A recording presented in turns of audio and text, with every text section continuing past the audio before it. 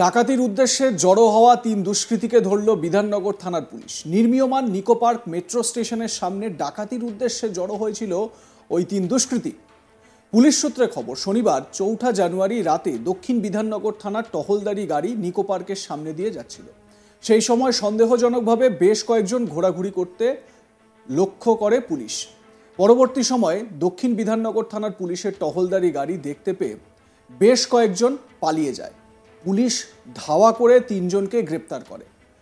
ধৃত ৩ জনের নাম রাজু চন্দ্র, বয়স ৩২ বছর, আরিফ পাইক, বয়স ৪০ বছর ও জয়দেব চক্রবর্তী, বয়স ২৬ বছর। জানা গেছে রাজু চন্দ্রের বাড়ি ট্যাংরায়, আরিফ ও জয়দেবের বাড়ি ডায়মন্ড হারবার ও সেক্টর 5-এ। এদের কাছ থেকে উদ্ধার হয় বেশ কিছু ধারালো অস্ত্র, রড, দড়ি সহ একাধিক ডাকাতির সরঞ্জাম। ধৃত ৩ জনকে জিজ্ঞাসাবাদ করে পুলিশ জানতে পেরেছে এরা ডাকাতি করার উদ্দেশ্যেই জড়ো হয়েছিল। ধৃতদের বিরুদ্ধে ডাকাতির উদ্দেশ্যে জড়ো হওয়া সহ একাধিক ধারায় মামলা রুজু করেছে পুলিশ। বিধাননগর মহকুমা আদালতে পেশ করা হয় তাদের। স্বাভাবিকভাবে এদের কি ষড়যন্ত্র ছিল, কি ছক্কস ছিল, সেটাও জানা পুলিশের কাছে যথেষ্ট গুরুত্বপূর্ণ। এ বিষয়ে আমার সহকর্মী অরিন্দম ভট্টাচার্য তার প্রতিবেদনে কি তুলে ধরেছেন আপনাদের শোনাবো। আন্তর্জেলা ডাকাত চক্রের হদিশ, বিধাননগর পুলিশের হাতে গ্রেপ্তার এই চক্রের ৩ জন। ধৃতদেরকে নিজেদের হেফাজতে নিয়ে এই মুহূর্তে তাদেরকে জিজ্ঞাসাবাদ করে এই চক্রের বাকিদের সন্ধান পেতে চাইছে পুলিশ। ঘটনা শনিবার রাত্রে বিধাননগর দক্ষিণ থানার কর্তব্যরত পুলিশের টহলদারি ভ্যান টহল দিচ্ছিল এবং সেই সময় যখন তারা নিকো পার্কের যে নির্মীয়মান মেট্রো স্টেশন, সেই মেট্রো স্টেশনের সামনের রাস্তা দিয়ে যাচ্ছিল, সেই সময় সেই গাড়িতে থাকা পুলিশ অফিসার দেখতে পায় যে সেখানে বেশ কয়েকজন জমা হয়েছে এবং যারা নিজেদের মধ্যে আলোচনা করছে। স্বাভাবিকভাবে পুলিশের সন্দেহ হয় এবং সন্দেহ হওয়ায় তারা গাড়ি থামায় এবং নেমে গিয়ে তাদেরকে জিজ্ঞাসাবাদ করতে যায় যে তারা কারা এবং সেখানে কেন তারা জমায়েত হয়েছে। এবং পুলিশকে আসতে দেখে, পুলিশের গাড়ি সেখানে থামতে দেখে এবং পুলিশকে তাদের দিকে আসতে দেখেই কিন্তু তারা সেই জায়গা থেকে দ্রুত চলে যেতে চায় এবং তারা কিন্তু রীতিমতো সেখান থেকে দৌড়ে পালাতে চায়। সন্দেহ আরো গাঢ় হওয়ায় পুলিশের যেখানে যারা কর্তব্যরত ছিলেন তারা কিন্তু রীতিমতো তাদেরকে ধাওয়া করে এবং তাদেরকে ধাওয়া করে ধরে ফেলে। যদিও তাদের মধ্যে থেকে ৩ জনকে ধরতে পারে এবং বাকিরা কিন্তু সেই সময় পালিয়ে যায়। এই ধৃত যে ৩ জন তাদেরকে তারা থানায় নিয়ে আসে এবং তারপর তাদেরকে জিজ্ঞাসাবাদ করে যে তারা কারা এবং তারা কেন সেই সময় সেখানে জমায়েত করেছিল। জিজ্ঞাসাবাদ করার পরে তারা কিন্তু জানতে পারে যে তারা কিন্তু ডাকাতির উদ্দেশ্যে সেখানে জমায়েত হয়েছিল এবং তাদের কাছ থেকে কিন্তু বেশ কিছু ডাকাতির সরঞ্জাম যেমন লোহার রড বা ধারালো অস্ত্র এই সমস্ত কিন্তু পুলিশ উদ্ধার করে এবং তারা সেখানে ডাকাতির উদ্দেশ্যে জড়ো হয়েছে এটা জানার পর পুলিশ কিন্তু তাদেরকে জিজ্ঞাসাবাদ করতে থাকে এবং তাদের কোথা থেকে তারা এসেছে এবং তারা যারা আরো ছিল তারা কারা বা তারা পালিয়ে গেছে তারা কারা কারা এই চক্রর বিষয়ে কিন্তু পুলিশ জিজ্ঞাসাবাদ করতে থাকে, কিন্তু সেরকম কোনো সদুত্তর পায় না এবং তারপর তাদেরকে গ্রেপ্তার করে তাদেরকে আদালতে পেশ করে পুলিশ এবং পেশ করার পরে নিজেদের কাস্টাডিতে নিয়ে কিন্তু জিজ্ঞাসাবাদ করছে এই মুহূর্তে। এবং জিজ্ঞাসাবাদ করে যেটা পুলিশ জানতে চাইছে, যেটা আমরা পুলিশ সূত্রে জানতে পাচ্ছি, যে এই যে চক্র, এই যে দুষ্কৃতী চক্র, এই চক্র মূলত কোথায় কোথায় ডাকাতি করেছে বা কোথায় কোথায় তারা ডাকাতির ছক করছে বা এই যে চক্রে আর কারা কারা জড়িত রয়েছে, কতজন এই চক্রে জড়িত রয়েছে, এরকম একাধিক প্রশ্ন কিন্তু পুলিশ তাদের কাছ থেকে জানতে চাইছে বলেই কিন্তু আমরা পুলিশ সূত্রে খবর পাচ্ছি।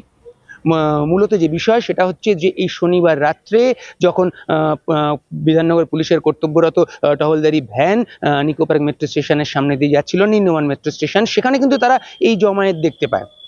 জমায়েত দেখতে পেয়েই কিন্তু পুলিশদের সন্দেহ হয় এবং তারা তাদেরকে যখন ধরতে যায় তারা সেখান থেকে পালিয়ে যায় এবং তাদেরকে পালাতে দেখে পুলিশদের সন্দেহ কিন্তু আরো দৃঢ় হয় এবং তারপর তারাও কিন্তু তাদেরকে রীতিমতো ধাওয়া করে এবং ধাওয়া করেই পুলিশ তাদেরকে ধরে ফেলে। যদিও সেই সময় যতজন ছিল সবাইকে হয়তো পুলিশের পক্ষে ধরা সম্ভব হয়নি, কিন্তু তাদের মধ্যে থেকে ৩ জনকে হাতে নাতে পুলিশ ধরে ফেলে, যাদের কাছ থেকে সেই সময় কিন্তু বেশ রড বা ধারালো অস্ত্র সেই তাদের কাছ থেকে উদ্ধার হয়।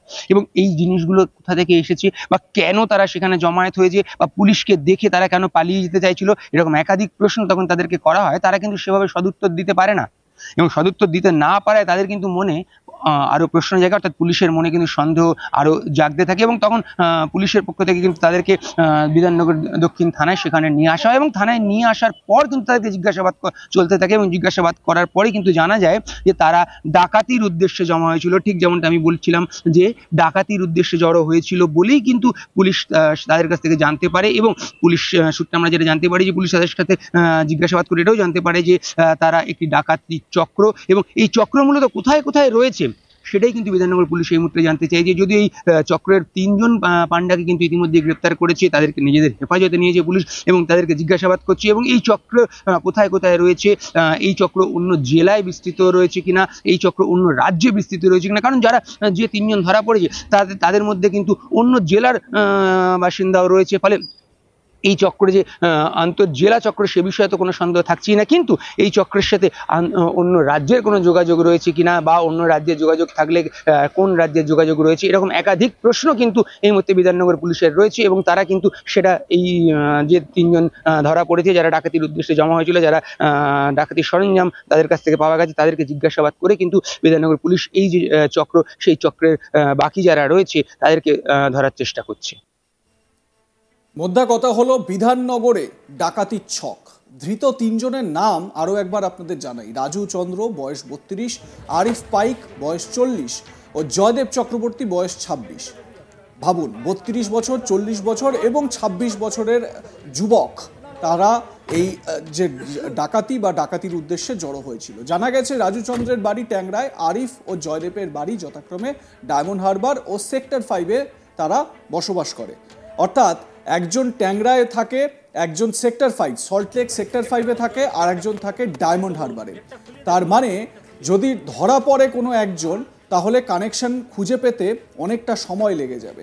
এরকমই একটা ছক। এদের মধ্যে পরিচয় কি করে হলো, ডায়মন্ড হারবার থেকে কিভাবে ট্যাংরায় বা সেক্টর 5-এর এই দুজনের সঙ্গে পরিচয় হলো, এই বিষয়গুলো নিয়েও কিন্তু স্বাভাবিক প্রশ্ন থাকতে পারে। কোনো রকমভাবে এরা কি আত্মীয়, নাকি এদের আর কোনো ছক রয়েছে, আর কোনো গ্রুপ রয়েছে যারা এই ধরনের ডাকাতির কাজের সঙ্গে যুক্ত, এই বিষয়গুলো পুলিশের এবারে তদন্তের বিষয় হয়ে উঠেছে। এদের কাছ থেকে উদ্ধার হয়েছে বেশ কিছু ধারালো অস্ত্র, যেমন রড, দড়ি সহ একাধিক ডাকাতির সরঞ্জাম উদ্ধার হয়েছে এদের কাছ থেকে।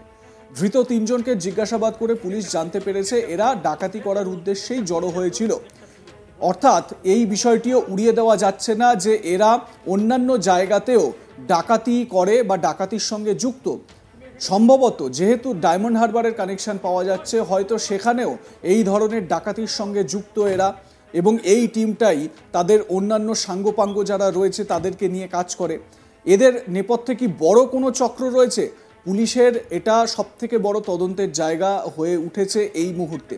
এই 3 জনকে গ্রেপ্তার করা হয়েছে, তাদেরকে একাধিক ধারায় মামলা রুজু করা হয়েছে তাদের বিরুদ্ধে। ধৃতদের বিধাননগর মহকুমা আদালতে পেশ করা হয়েছে। আপনাদের কি মনে হয় জানাতে ভুলবেন না। দেখতে থাকুন আজ তাক বাংলার ইউটিউব চ্যানেল, সাবস্ক্রাইব করুন ইউটিউব চ্যানেলটি, বেল আইকন হিট করতে ভুলবেন না।